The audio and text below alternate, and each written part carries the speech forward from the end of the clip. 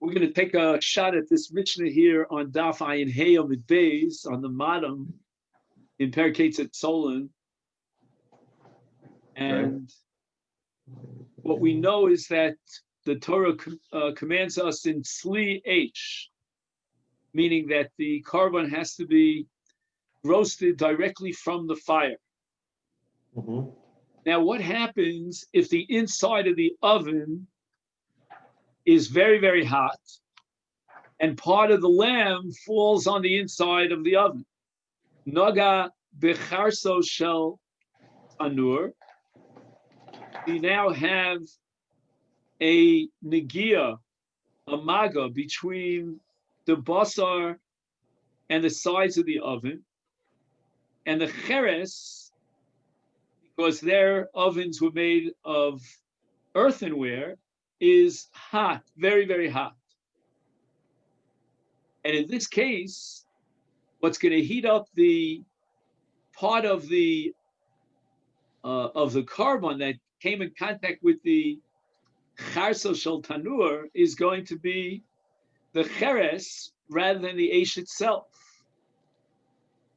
And therefore, the Mishnah says yiklo es mekoma, which means kedei klipa. So in other words, if there's a point of contact between the korban pesach and the charso shel tanur, that point of contact has to be removed, which is scraped off like klipa. Because that point of contact, it was heated up not by the H itself that's inside the oven, but rather by the sides of the oven. And if I'm not mistaken, what we're talking about here when we say yiklov is what's called kidei netila. Netila is like a finger's amount, that depth. But in any event, let me read to you a few of the points that he brings up here in the footnotes. He says that tzarich lahasir miyad, he's got to remove that part of the basar of Pesach that came in contact with the cheres of the tanur immediately. Kodem chiyispashet om hacheres bekulo, because if after a certain period of time he hasn't yet done klipa, he hasn't removed that klipa's worth, then there's his pashtus chom hacheres, and therefore that part of the korban that has to be removed is now going to spread its wings, so to speak, and its tam throughout the tanur. And he writes in the name of the Meiri here in the footnote that im kol meshach tzliyaso hayitzamid lecheres hatanur, if for a certain extended period of time the upper part of the lamb or the sides of the lamb were a smack up against the side of the tanur, o shenitzlek shu munach al karkios tanur garuf, or perhaps he removed the coals from the oven so that now the lamb is sitting directly on the cheres, on the bottom floor of the oven, is then poshat, it spreads v'kol pesach pasul. Now, what's unclear to me about this Meiri is how long is long? You know, at what point do we say, well, you didn't get there on time to do the klipa, and there was this pashtus, and now as a result of the heat that's, carrying the tam of that piece of basar that had contact with the cheres is now spreading throughout the tanur. And then we could ask another question, whether the tanur itself needs hechsher. He says that b'chol makom shetzarich liklov, hainu tzarich litol shir shel kedei klipa. Oh, so he says something a little different than what I said. I said you need kedei netilas etzba. That's something else. That's when you have two pieces of meat, one is kosher and one is treif, that came in contact with each other. They're both, sizzling hot. Then you need netilas etzba. But here, there's only one piece that's getting scraped and in contact with the tanur. So all you need is klipa daka. He says a thin a thin outer layer. And what does he do with the klipa? Yisro fes haklipa. He should burn that part because it has the din of kodshim psulim. And the Gemara earlier in Masechet Pesachim establishes that kodshim psulim have to be burnt. And then he has a very important footnote. This one I'm a little bit scared about because it's very fundamental. But let's see if we can figure it out. This one here in the Masechet, it's Os Chaf Gimel. He combines Rashi with an insight of the Kreisi Uplesi, Rabbi Yonasan Eibeshitz.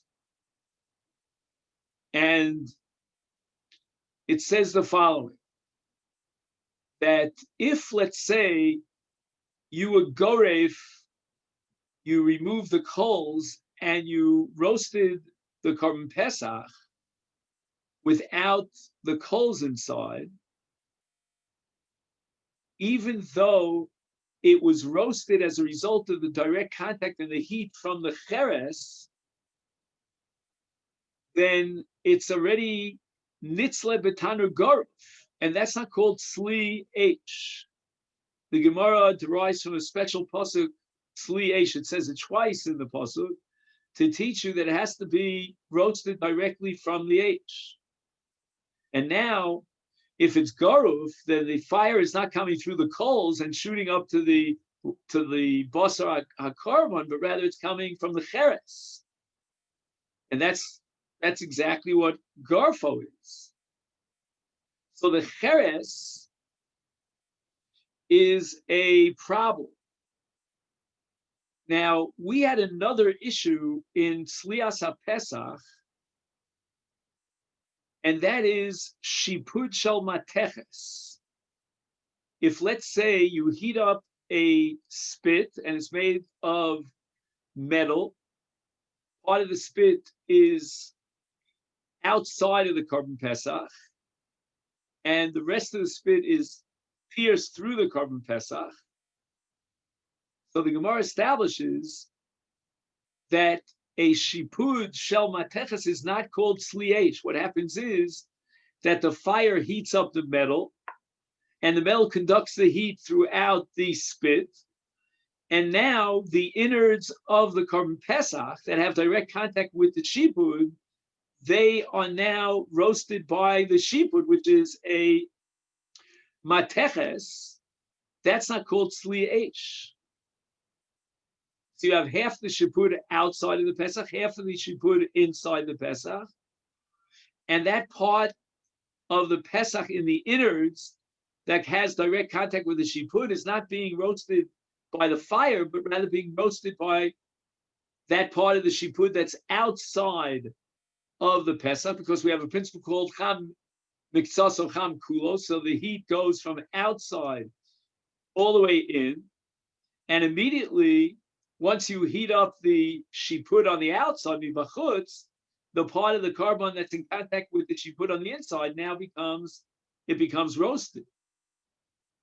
Now, how does that size up to our case in our Mishnah of cheres hatanur?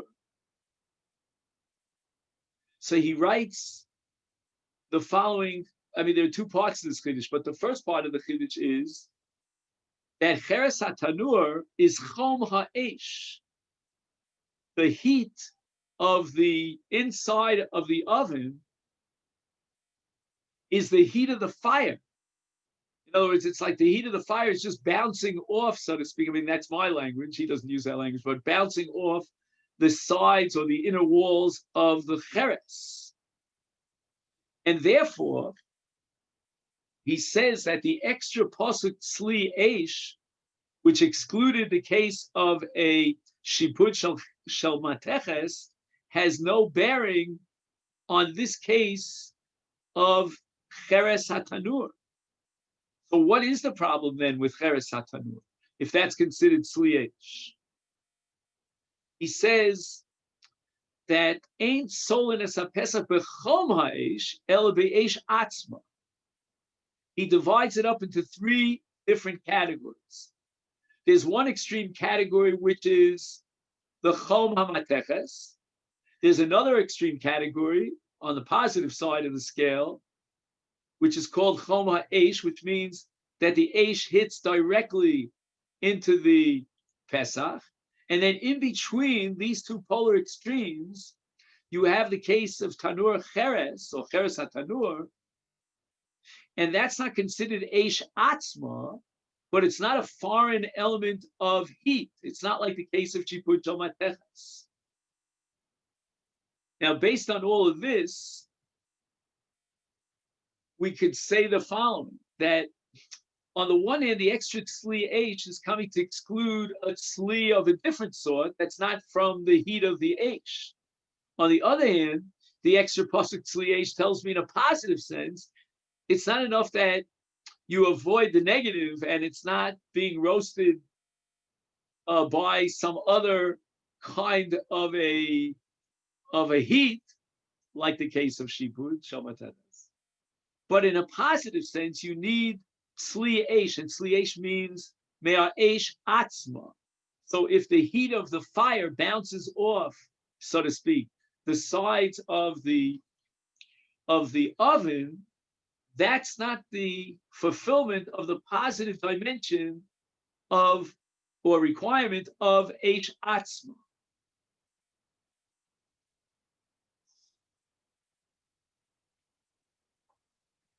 Now, this explains Rashi, because Rashi is going to compare our case of Cheres Tanur to the case of Garaf. Now, in the case of Garaf, okay, you remove the coals, but the heat that's in the oven is definitely heat from H. It has no other source other than the H itself. But the answer is, since you remove the H, there's no H Atzma. And that's the same thing as Tanur Cheres. So that we're not talking about the most extreme case, which is Shipud Shel Mateches, because there the Mateches is its own conductor of heat. I have to grant you that that heat came from the H, but now the heat is being conducted, it's being intensified by the Mateches. Not so in the case of Garaf or Tanur Cheres, because in those cases, we're talking about the heat of the fire. There's no other element in the equation that's conducting the heat. Now, this leads us to the kasha of the crazy who placed it. What's bothering him? He says the following. I don't understand. Once you have a situation where the Torah says you're only able to achieve a carbon kosher through tzli esh, where there's a direct roasting from the esh atzma, and now the cheres hatanur is not the esh atzma, even though, again, as we said before, it's the heat from the esh, then now the carbon becomes possible. And he says if the carbon is possible, then that area where there was a direct contact between the lamb and the cheres shel tanur, that becomes, he calls it a cheftzah disura. He compares it to nevela, and therefore he's asking, once it's a carbon possible, then it should immediately generate an isur on the rest of the basa, so that it's not enough to do klipa on the outer, what do we call it? The outer daka, the thin layer that came in contact on the out. See, I don't know whether to call it the outside or the inside, because it depends what case we have. But let's say in a case where the carbon pesach came into contact with the ceiling of the oven, or the higher sides of the oven, right? So I'll call that lamala. So that point of contact lamala needs a removal of a klipa daka, that we said. But wait a second. That klipa daka has contact with the basar below it. And that he says, since the klipa daka becomes an iser gamur, because the Torah says that's not a korban pesach, so it becomes kodshim psulim, and that's why we said before, what do you do with that klipa? You have to burn it like you burn kodshim psulim. So that kodshim psulim now should be choser v'oser, the basar right below it. Why is it enough just to take off the klipa on the top of it? Madua ena oseres. Madua ena choseres v'oseres es habasar hasamuflo, which I think in our scenario means the basar below it. So it's not enough to take off one knei klipa. You're going to have to take off two knei klipas. Very powerful kasha, the crazy you place. He says, "B'dochak yesh lefarish masha omra Mishnah Yiklov hainu od klipa milvada klipa shenoka b'cheres." That when it says Yiklov in the Mishnah, it means in addition to the klipa of the place of Negiah, you need another klipa. Right. Actually, he goes the other way around. He says, besides the, no, that's more or less what he said. Now, Rabbi Kiva Eger, who came a little bit after the Krasi of Placey, not much, but he calls this a kusha gedola. And he says, yesh lidchok ulefaresh kemoshi tzia Krasi of Placey, shemash over Mishnah sheyiklov, hainu klipa nosefes milvada klipa shel mashe noga b'tanur. As if to say, the Mishnah didn't even have to tell me.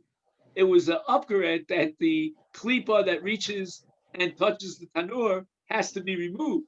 The Mishnah when it's telling me yiklov, it's telling me that you need another klipa because of the basar that's coming in contact with the klipa. Very, very, you think the Mishnah was written, how many? It was written, 1,600 years ago, 1,700 years ago. Now Rabbi Kivega, and before him the crazy Placey, but 1,500 years later, after the Mishnah, is telling you what the Mishnah meant. And we never had an idea, a clue that that's what the Mishnah had in mind. All right, now we go on in the Mishnah. And the plot grows thicker. Now what happens? Instead of the contact between the basar and the cheres hatanur, we have part of the rotev, the juices of the korban pesach, notaf. Okay, notaf. Now, when it says notaf and it drips, where does it fall? And here's where the Mishnah separates into two subcategories or cases. So the first case of notaf mi rotvo kodim shenitza rotev called sarko, right? I'll get back to that in just a minute. Ala cheretz, so that some of the rotev, right, the gravy we'll call it, from the liquids of the Pesach fell onto the cheres, onto the wall of the oven, and the oven is boiling hot. Now we have to add another, shall I say, description here, which is left out of the Mishnah, and that is that the problem with this netifa is that the rotev has not yet been fully roasted. If the rotev is fully roasted, you waited whatever it takes, the 15 minutes of roasting, and then it's fully roasted, then that's not a problem. Then you have in essence a korban pesach that's kosher once it's hit the point of tzliya. And the fact that it gets reheated, so to speak, or the heat intensifies with regard to that rotev when it hits the cheres of the tanur, that's irrelevant. You can't take something that's already solely And once it has the status of tzliyesh, and then say, well, we're going to do another roasting, a second roasting, and that's going to generate an isur. No, there's no such thing. So what we're talking about is the rotev falls at an early stage. It hasn't yet been roasted. The chazar means miktsosum in a rotev liachar sheskame meacheres elov. So there's a ping pong situation. The rotev oozes out of the Korban Pesach. It hasn't yet been sold yet. It hits the walls of the Cheresh Shel Tanur, and then it bounces back into the territory of the Korban Pesach. It now becomes absorbed by the Korban Pesach. And this is, when you think about it, it's very similar to what we were discussing before, that once you need K'dei Klipa in the Reish of the Mishnah, because of the Maga, then now that K'dei Klipa should generate an Isur for not requiring another K'dei Klipa, like the crazy is. Here also, once the Rotev falls on the Cheresh Shel Tanur, it was now roasted by the Cheresh Shel Tanur, which we said is not Eish Atzma, and therefore it's possible. And now if it bounces back in and gets absorbed by the Korban Pesach, now we have a more serious issue than we had in the Reish. Because now you have basar and basar. Are you with me? In other words, before what we had was basar and cheres. That's netila. But now we have basar and basar. So here we need yital es mekoma. Okay, that's a more serious requirement. And yachtoch bi ovia basar. He has to actually, do a surgical operation and remove some of the thickness of the meat, in the place where the rotev was absorbed by the meat. The ain dai beklipa. It's not sufficient that he does klipa. Here he needs the tilas etzba, a thickness of an etzba's worth, which is more than a klipa. Because once you have a connection between basar and basar, in this case, rotev and basar, so we always assume that the belia is that much more thick. So let's say, for example, you would put a piece of hot meat on cheese. Some poskim would say that they both have to be hot, the cheese and the meat. Okay, I'm not getting into that right now. But the main point I want to say is that in such a case, you would need kedei netila. So you have two solid substances, and together they create an isur. The b'lias ha'isur penetrates below the surface, and therefore you require kedei netilas etzba.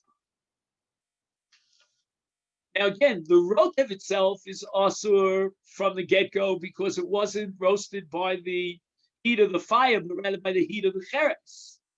And now when that rotev is absorbed into the basar, now you can't eat the basar unless you do kedei netilas etzba.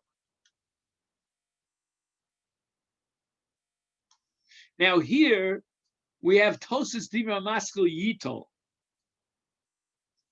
The Tosas says that when the Pesach in the Reisha of our Mishnah came in contact with the Cheresh Shel Tanur, and we said that it generates an Isur Kedei Klipa, or a Yeshbi also Kedei Klipas Rotev.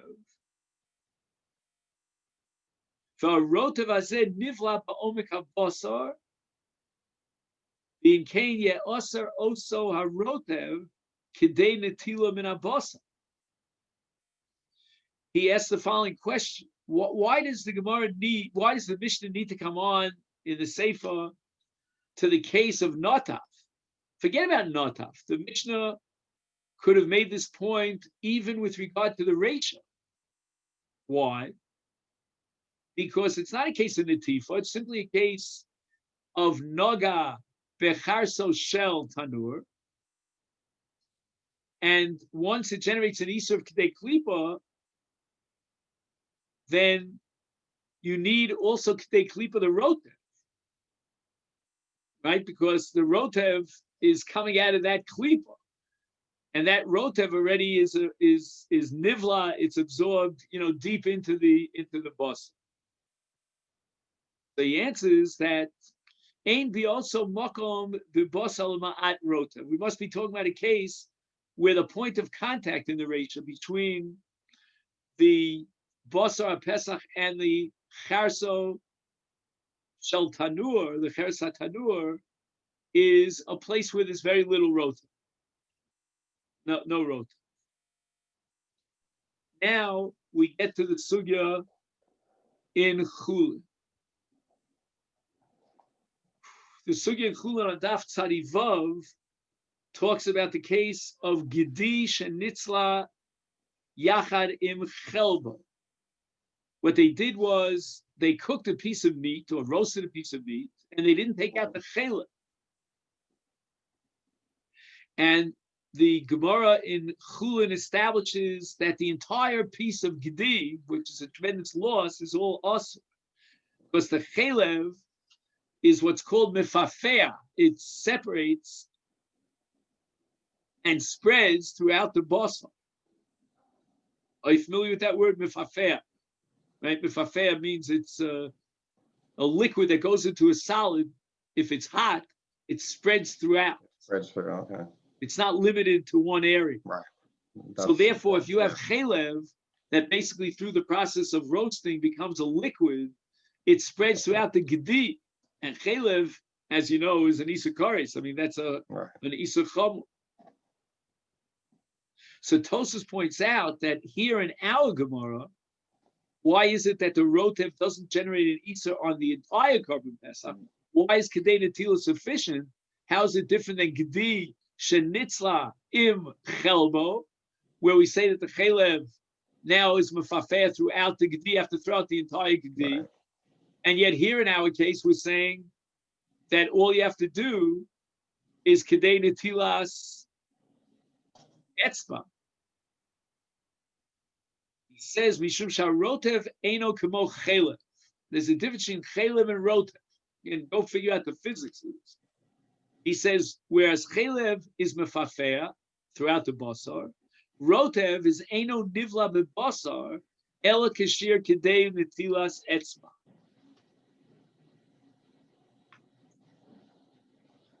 Interesting.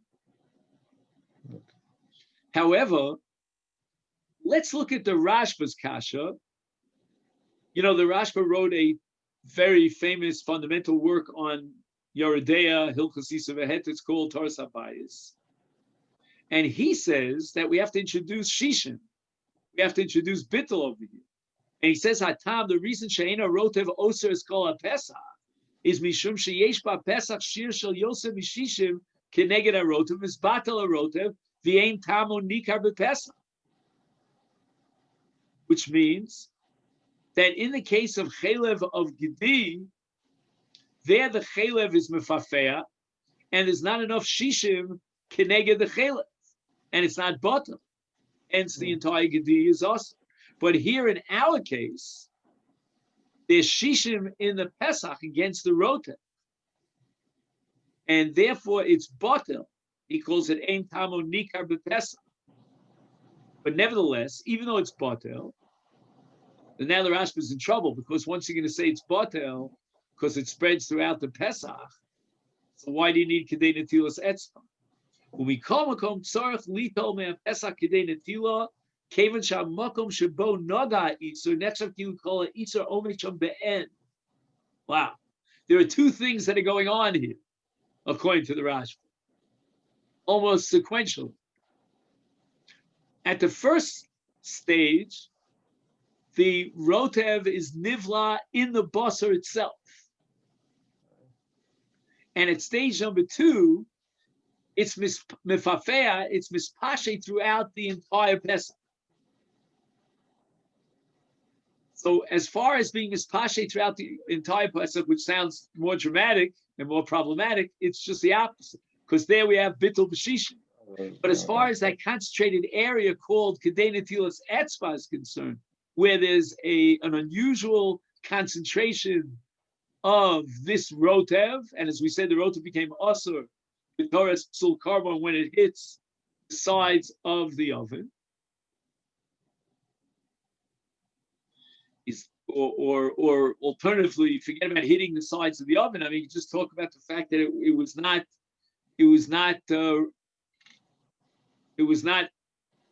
roasted by the eish. So therefore, that particular concentrated point at the contact between the rotev and the basar pesach, that's going to require kedei netila. Now, there seems to me that there's a fundamental machlokas here between Tosfos and the Rashba. Tosfos is saying that rotev is not mefafea. The Rashba is assuming that rotev, no less than chelev in the Gemara Chulin, is mefafea, but there's shishin and there's bittul. Tosfos is not operating with bittul. Tosfos says I don't need bittul because the rotev is concentrated in that kedei netila. Can I just ask? I don't Yeah, understand please. that. If it's like scientifically, if it's concentrated and the same amount is diffused, then wouldn't it be exactly the same amount? If you say it's bittul in one case, why is it not bittul in the other? I understand it's 1/60th is 1/60th of the whole, whether it's together or whether it's, you know what I'm saying? Whether it's Right. diffused, it's still the same amount, unless you say to me that when it gets diffused, it loses some of it, and that's why it's bittul. You understand what I'm saying? Sure. If it's That's the exactly same what we're amount, saying. We're saying that there's a two-stage process here. The one-stage process is that there's a blia of a concentrated volume of rotev. And right? then there's a spillover at stage 2, and the rotev goes beyond that confined area of what's called kedei netilas etzba, and it spreads throughout. But once it spreads throughout, it is distributed throughout the entire piece of basar. So it's like the case the Gemara has in Chulin of tipas cholav. So you have a drop of milk that falls on a piece of meat. Mm-hmm. Now, part of the meat is above the rotev. Part of the meat is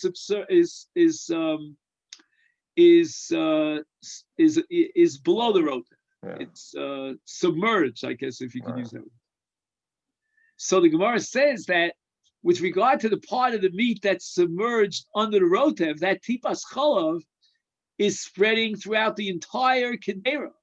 So the rotev now becomes a medium to carry that tipas cholav and spread it throughout the entire kedera. And if you have shishim, it might be batal. Again, you have to know more about basar b'cholav for that. But as far as the part of the meat that's above the rotev, there's no conduit that's spreading it throughout the rotev, and therefore you need to make sure that that tipa is batel in the top half of the chatichas basar. In any event, you see clearly that the halacha operates with, I guess, the different kind of physics than what we're used to, in which case you can have a concentrated blia, and then Right. when it moves beyond the concentrated, it's already grabbed by the entire whole, but it's not grabbed at stage 1, because at stage 1, there's already a blia of a very concentrated amount. But what I find fascinating here is that I think Tosfos and the Rashba are coming from two different perspectives.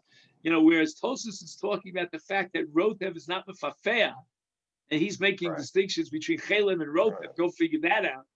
The Rashba is saying, I'll grant you that it is mefafea. The distinction here between the Gemara Chulin and our Mishnah is between bittul when there's shishim and there's no shishim. Right. Okay, now we get to case number 3 in the Mishnah. Notaf me rotvo ala solis. Instead of the rotev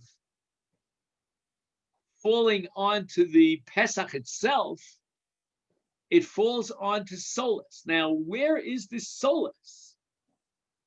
So the Bartanuri, who wrote a super commentary on the Mishnayos, he writes that solis hi chelek hagas shel kemach chitin, v'hi mishubeches yoser me'achelek hadak hanikra kemach.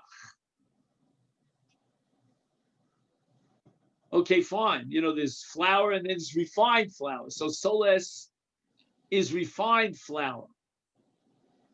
But what I don't understand is, why is this flour inside the oven? Is he trying to accomplish two things at the same time? is he roasting the Pesach, and at the same time, in the same oven, he's baking a piece of bread? I don't know. But in any event, he has very refined flour, which according to the Rav is chelek hagas shel kemachite. Somehow it has a certain extra thickness to it than regular flour because it's refined flour. And now the soles is absorbing this hot rotev, which is a hefted disura, as we said before.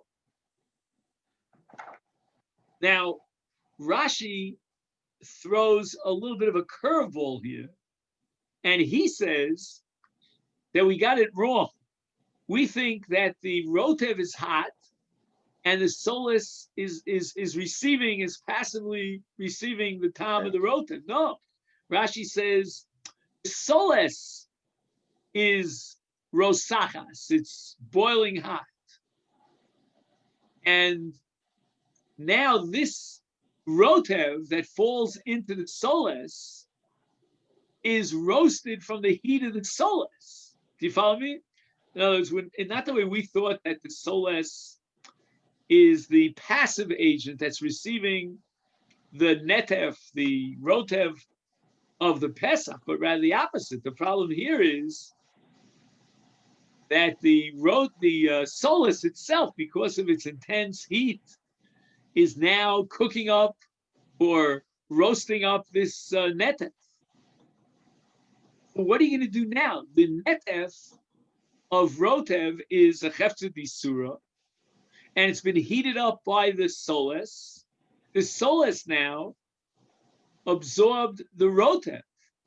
So again, you can't eat it with milchiks, but I don't think that was his intention. But yikmotz es mekomo. Okay, now we get to something called kmitza. And until now we said netila, and we had klipa and netila, and now we have kmitza. That's already a third category that the Mishnah is addressing. But now we want to study what it means, yikmotz es mekom. So let me read to you a summary of Rashi with an addition of the Tosfos Yontif. He says, Yitol biyodo es hasoles shenotaf aleh harotev im ktsas me'asoles bisvivo seha שהסולס אסור באכילה מפני שנבלה בו מרוטבו של קורבן פסח שניצל שלא על ידי האש, וישרוף את מה שנוטל כדין שאר קודשים פסולים שדינם בשריפה. So the impression you get from Rashi is that he does a manual job of removing the rotev. He has to take with it a little bit of the soles, which is around, surrounds the rotev, and that's kodshim psulim that has to be burnt. So the Tosfos Yontif adds the following comment on Rashi. He says, Masha kosav Rashi sitzarch l'sarfo yak legabe netef sherotvo notaf rotvo al hasoles. Well, kosav ken legabe netef mirotvo al acheres L'gabi noga v'charso shel panur v'shum shelo lohutzach lefarish din zel soles shafal pisha soles hichulin yesh chiyuv l'sorfa machlas rota v'pesach beluaba shehu kodsh. The Tosfos Yontif says that sometimes you have to learn Rashi, what he says, what Rashi writes, and sometimes you have to figure out why Rashi doesn't say something. In other words, when Rashi gets the case number 3 in our Mishnah of notaf al soles, all of a sudden Rashi wakes up and he says you got to burn that part that you take out because it has a blia of the rotev. In the 2 previous cases, he never spoke about burning, that klipa or that netila that has a concentrated absorption of the rotev.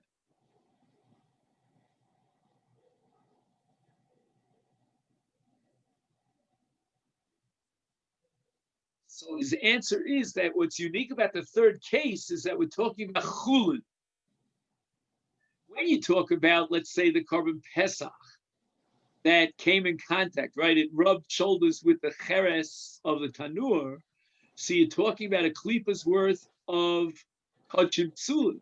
Or if you talk about the second case of notaf rotvo, and the rotev falls back into the basar pesach, and it was never tzolu, then once again, when you take the day netila, it makes sense that you have to burn the day netila because it's kachim psulin. But when you talk about soles, where again, according to my understanding, he happened to be baking a bread at the same time, simultaneously with the Slias HaPesach. And now the bread, which is chulin, absorbed the rotev, which wasn't solely, etc. Right. So now Rashi wants to mechadish a chiddush to you. I don't know if you're familiar with the phrase heter nefach lios iser. Now, sometimes when there's a bli of tam through hot interrelationship, then the heter now turns into iser. Okay. Like, for example, let's say you would have one piece of kosher meat that was cooked together with two pieces of treifa meat, Right. and each piece had a third of a kazayas. So it's quite possible that you'd be chayav malchus for eating a kazayas, even though you really only ate 2/3 of an isa, because the heter nepach lios isa. And the Tosfos Yontif wants to apply a parallel principle here in explaining Rashi that the reason why the solus has to be burnt, midin kodshim shenifselu, is now the rota, the solus itself has the status of kodshim. Why? Because it's absorbed kodshim. It's absorbed, and, right. And now we transform the mincha into psulei kodshim, and it requires streif.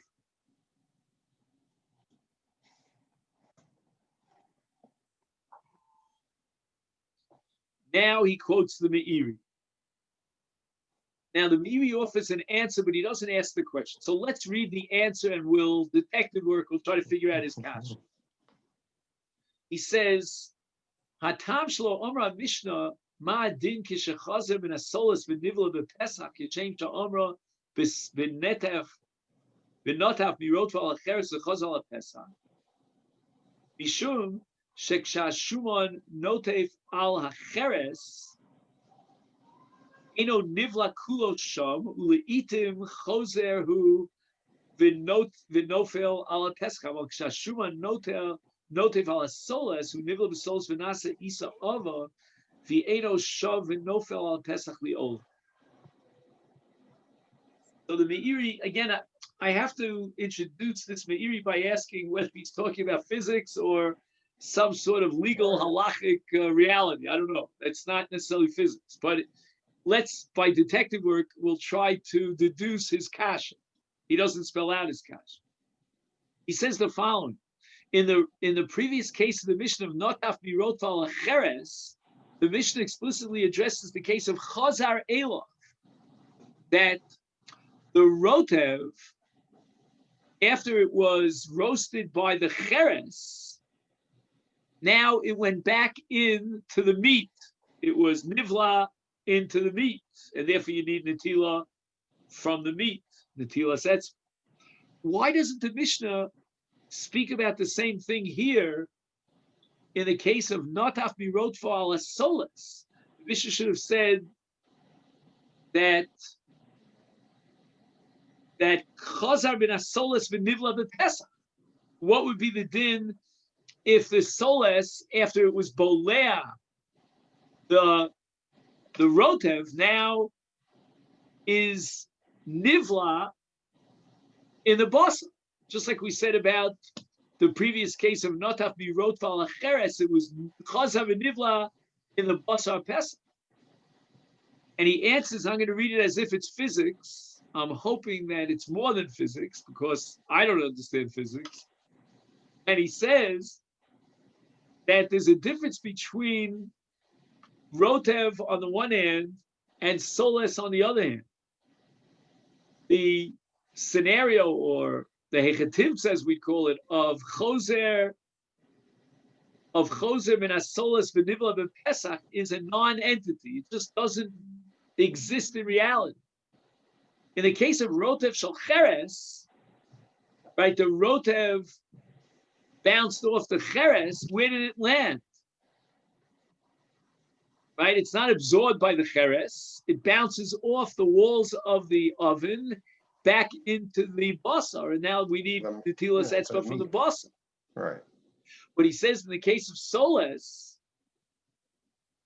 the Soles, he says, Eno shav b'nivla b'basar Pesach. It won't go back to penetrate the Pesach. Why not? He says, because the Soles itself is an Isa Ava. It became a dough, right? Because of the liquids that he mixed into the very fine flour of the Soles. Now it became a thick dough. And a thick dough does not penetrate into the Korban Pesach. You see, what bothers my mind is that the Mishnah says Yikmotz es Makomo, which means that he does a kmitza in that place where the Rotev fell on the Soles. I guess we have to assume that the Soles is not in direct contact with the Korban Pesach. Yet it's hard for me to imagine what this looks like. You know, maybe it's a more complicated oven than we think it is. But wherever this Soles is, it becomes an Isa Ava, and the Meiri says that the Isa Ava, it will in no way, no how, be nivla into the Basar Pesach. It always remains a separate entity. In contrast to the case of Notaf, Meirotvo, then it goes from the Korban Pesach into the Cheres, bounces back from the Cheres, and is Shuv Nivla, it's reabsorbed by the Korban Pesach. But that's not going to happen with Soles, because the Soles becomes an Isa of a thick dough. Right. Okay. Now, the Mishnah sort of moves, I think, a little bit away from its central topic, a little bit of a detour, and goes into other discussions about Blia and so forth. It says, Sacho b'shemen shel truma. Now, exactly why he chose to do the sicha with shemen shel truma, I don't know. I suspect that it has to do with a principle that once you do a mitzvah, you do it with another mitzvah. Sort of pile up one mitzvah on the other. I mean, this is only a good recommendation if you're a Kohen. It's not going to help you if you're not a Kohen. Right. So he takes shemen shel truma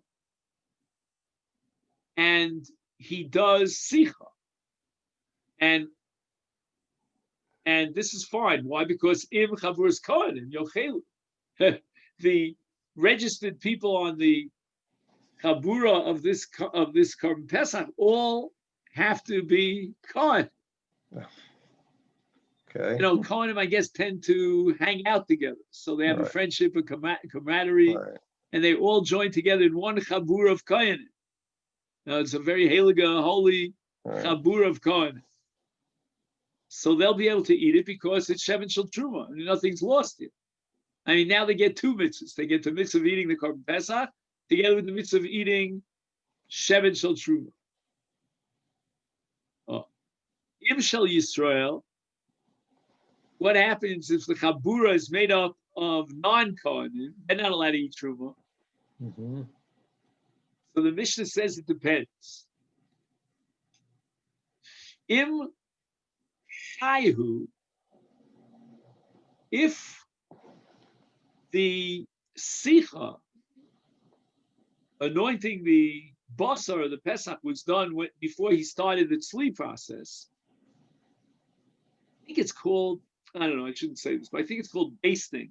Are you familiar with that word? I have to look it up in the dictionary. I think whenever you put a kind of a coating You put a coating over on meat or something, I something, think you have like it's, a brush. You yeah, have a with a brush and you brush. We put do it it, with challah, you put the eggs on yeah, the challah and then exactly. you add the Yeah, sesame. yeah, I think that's yeah. called basting. Okay, Now, when you baste something, very often, not always, it's something that's raw. It hasn't yet been put into the oven. So he's got the lamb of the Korban Pesach. He hasn't yet roasted it. And he right, already smears on the outside the right, shemen shel truma. So that's less of a problem. Why? Because all it needs is right, hadocha.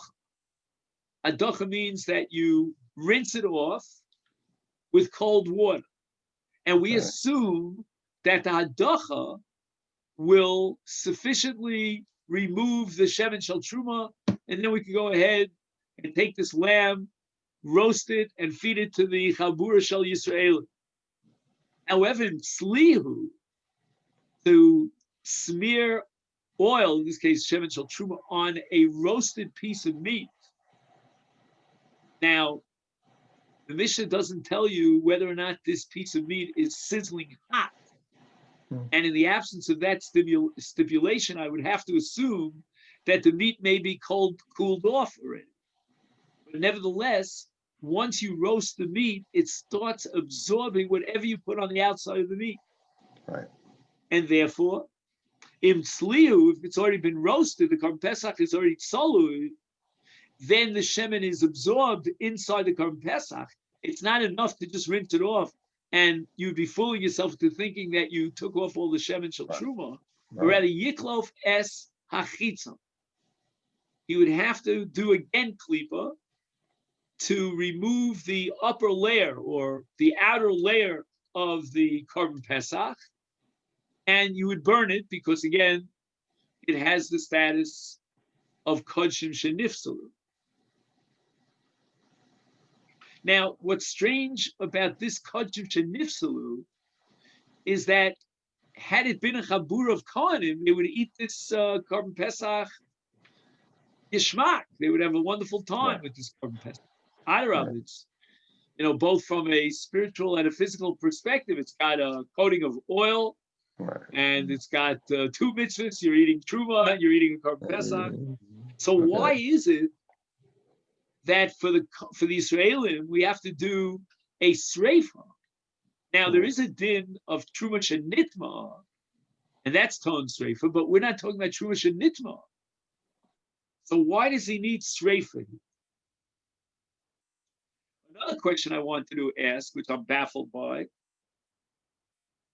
is why doesn't he just share this Korban Pesach with Kohen?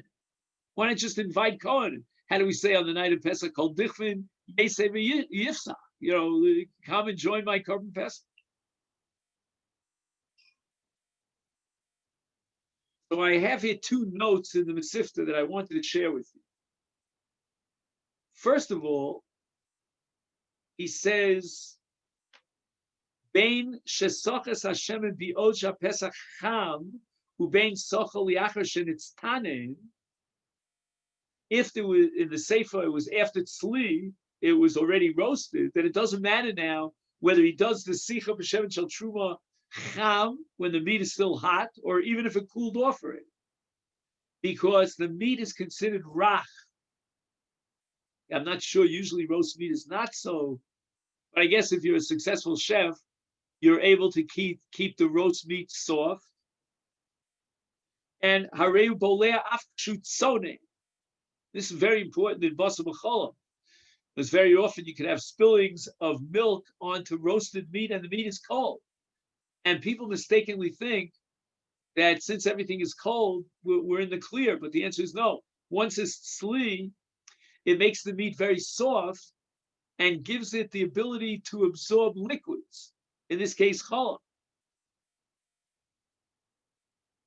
And therefore, he says, Imadin hazeh eno el kshuroseach ein hachiluk ben chai litzli el ben soni l'roseach. If the issue here of blia is because the meat is hot and then it makes no difference whether it's raw and it's not been cooked, or it's been cooked and roasted.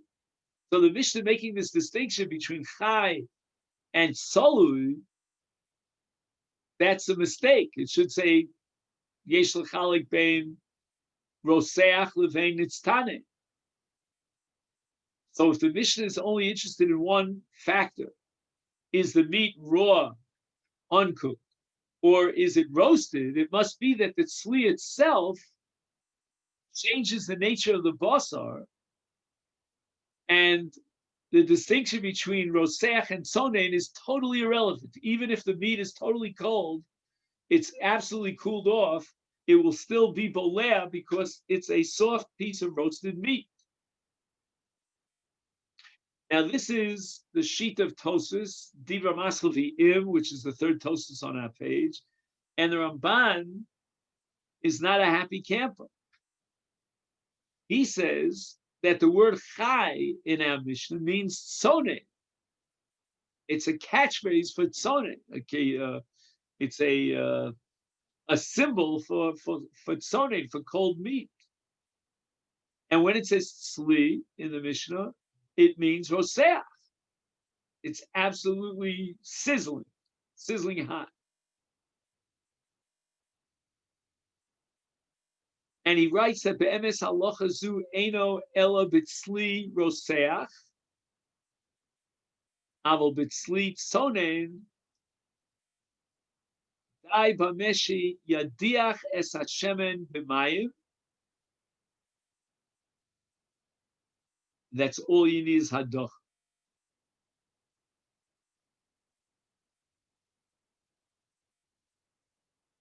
So we're really going from one extreme to the other.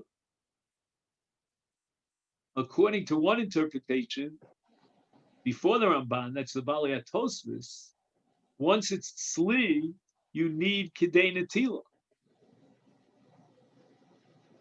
or at least yiklof es hachitzon. Okay, so that's automatic, even though the tzli is cold. The Ramban is saying that when it says chai in our Mishnah, it means sonen, even if it's already been roasted. And when it says in the Mishnah tzli, which is the sefer that requires klipa, that's talking about hot tzli.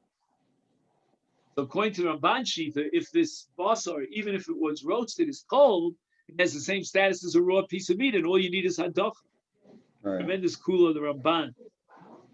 And let's finish up the Mishnah. The Mishnah says, Sacho b'sheven shel maser sheni. Now, as far as maser sheni is concerned, there's no difference between a Kohen and a Yisrael. Everybody is obligated to take it to Yerushalayim and eat it in Yerushalayim. Is lo yasenu damim al b'nei chabura shein podem maser sheni b'Yerushalayim. Now, the Korban Pesach is obviously eaten in Yerushalayim, which is where we eat maser sheni. So now, the best thing that he could do is to remove the status of maser sheni from the shemen. And how would he do that? Through pidyon. So what you could do is, theoretically, the Mishnah's coming lafuke, is that you could, so to speak, sell off the shemen, and the Bnei Chabura will pay whatever, each one will give a ma, some sort of minimal amount of money to buy this shemen shel maser sheni. And the Mishnah says no. Lo yasenu dam maser sheni, because if he collects money for the shemen, then in effect he's doing a pidyon. And we have a principle called ein podem maser sheni b'Yerushalayim. Once you bring up maser sheni to Yerushalayim, you have to eat it in Yerushalayim. There's no room or allowance for pidyon. We don't sell maser sheni in Yerushalayim. You have only two choices: either you eat it yourself, or you give it to someone else as a gift. But pidyon is not an option.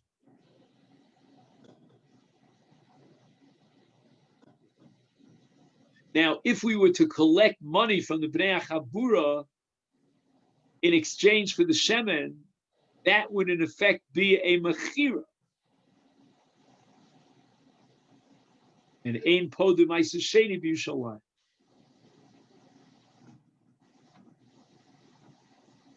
Now, first of all, in the note, he gives you a little bit of background, Parshas Ki Tavo, and what are the years of Shemitah when you're chayav in Ma'aser Sheni. So it's Aleph, Beis, Dalet, and Hey, because Gimel and Vav, that's Ma'aser Ani instead of Ma'aser Sheni. He can't take all of his Masros up to Yerushalayim, there's too much, so he's allowed to be Podeit with Kesev.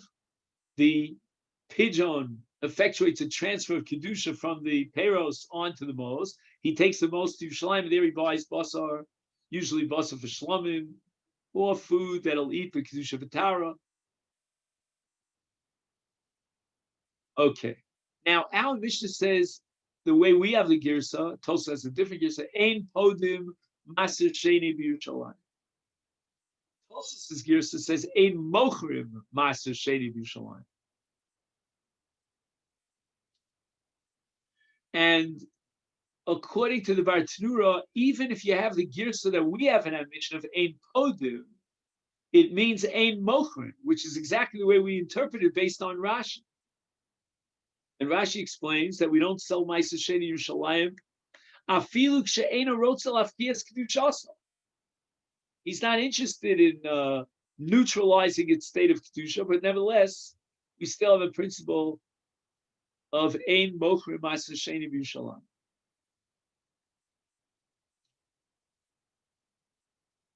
So ein mocher Ma'aser Sheni Yerushalayim afilu k'she'eino rotzel afkias kedushasa. We said.